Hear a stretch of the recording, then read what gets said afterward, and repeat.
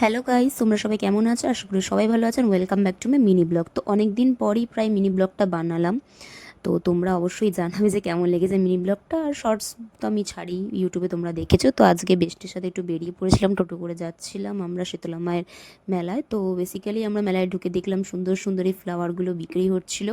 আমরা কিনিনি, তবে দেখেছি।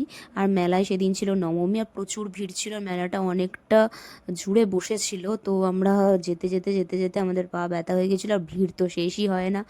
আর দেন তারপরে আমরা একটু ফুচকা খেয়ে নিয়েছিলাম। ফুচকা খাওয়ার পর আমরা মেলাটা আরও ভেতরে ঢুকলাম। ঢুকে দেখি যে এই সুন্দর সুন্দর ক্যান্ডি ফ্লসগুলো বিক্রি হচ্ছিলো। তো ক্যান্ডি ফ্লসও খেয়ে নিলাম। এবার আমরা একটু মিষ্টি জাতীয় কিছু খেলাম, লাইক জিলাপি। এখানে নানা রকম বাদামও বিক্রি হচ্ছিলো। তো মেলাটা তারপরে ঘুরতে ঘুরতে চলে এলাম মায়ের মন্দিরের সামনে।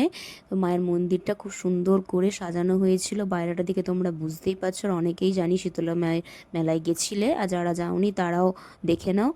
আর ভেতরটা যখন ঢুকলাম দেখলাম যে মায়ের অনেক ভক্তরা মাকে পুজো দিচ্ছিলেন। আমরা যে মাকে দেখলাম, আর মাকে এত সুন্দর করেই সাজানো হয়েছিল, দেখে মন জুড়িয়ে গেল সত্যি।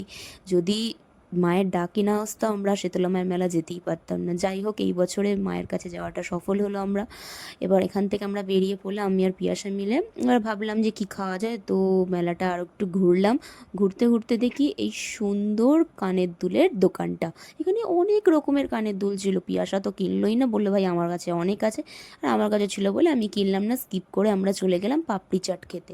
পাপড়ি চাটটা নিয়ে দুজনে মিলে মজা করে করে খেলাম। খেয়ে দেন তারপরে আরেকটু, মেলাটা অনেক বড় ছিল তোমাদের বললাম, দিয়ে চলে গেলাম আমরা নাগরদোলনা। এখানে অনেকগুলো রাইডস বসেছিল, বাট আমরা কিছুতেই চড়িনি। আমরা জাস্ট দেখলাম, ভিউটা ভালো লাগলো। দেন এখান থেকে চলে গেলাম বাড়ি। তো টাটা, সবাই ভালো থেকো।